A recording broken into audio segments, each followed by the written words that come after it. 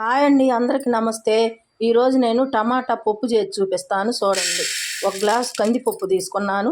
ఇప్పుడు వీటిని శుభ్రంగా వాటర్లో కడిగి నీళ్ళు పోసుకొని కొంచెం సేపు నానబెట్టుకోవాలి. మంచి నీళ్ళు పోసుకొని వాటర్లో కడిగి 2 సార్లు శుభ్రంగా ఒక పావు గంట నానబెట్టుకుంటే పప్పు బాగా ఉడుకుద్ది అన్నమాట, తొందరగా ఉడుకుద్ది.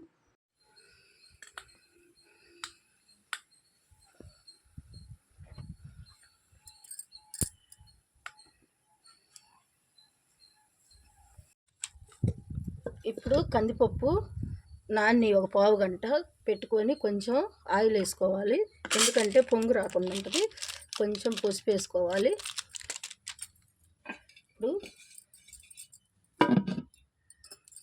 ఇప్పుడు పప్పు ఉడికేసరికి ఒక 6 టమాటాలు, నేను ఒక పావు కేజీ టమాటాలు తీసుకున్నా, ఒక పెద్ద ఉల్లిపాయ, 4 పచ్చిమిరపకాయలు. ఇప్పుడు టమాటాలు, ఉల్లిపాయ, పచ్చిమిర్చి కట్ చేసుకుందాం.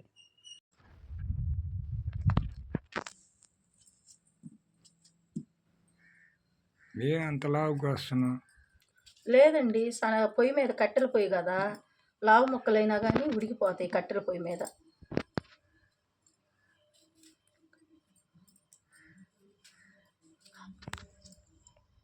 ఇప్పుడు పప్పు ఉడికిపోయింది. టమాటాలు, ఉల్లిపాయలు, పచ్చిమిర్చి,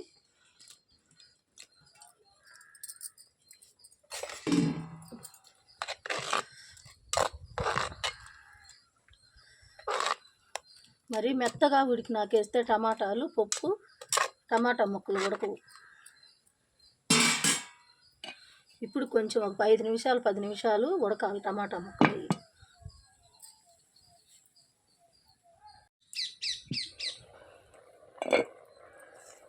ఇప్పుడు కొంచెం కరివేపాకు, కొంచెం చింతపండు, ఎందుకంటే టమాటాలు వేసినాం కాబట్టి చింతపండు కొంచెమే వేసుకోవాలి, లేకపోతే పులుపు ఎక్కువ అయింది.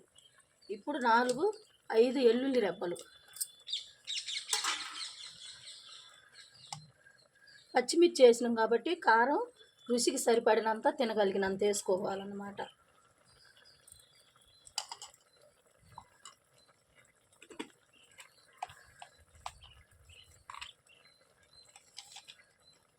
సాల్ట్ రుచికి సరిపడా, సాలకపోతే మళ్ళీ పప్పు ఎనిపేటప్పుడు వేసుకోవచ్చు.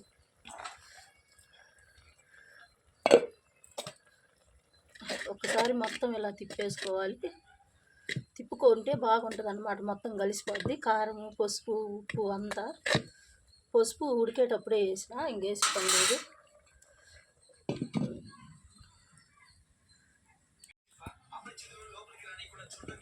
ఇప్పుడు పప్పు ఉడికిపోయింది.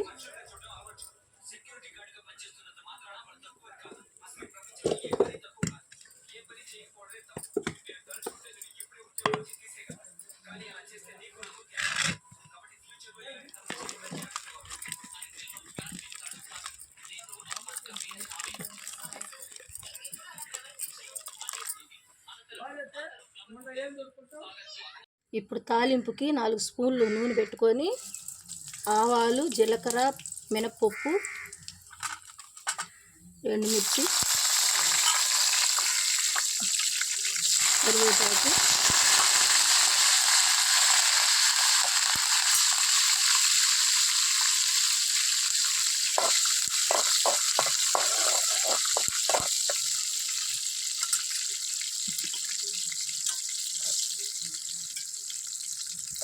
ఉల్లిపాయలు,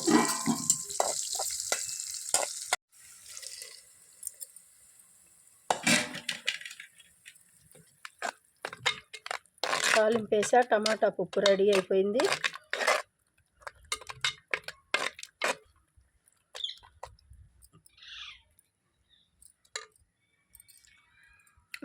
ఉప్పు, కారం అన్నీ బాగా సరిపోయినాయి.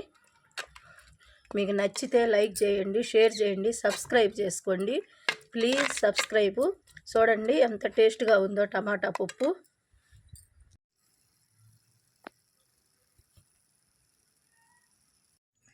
టమాటా పప్పు చాలా రుచిగా ఉంది. బాగా కుదిరిందా? బాగా రుచిగా ఉందండి, బాగా కుదిరింది.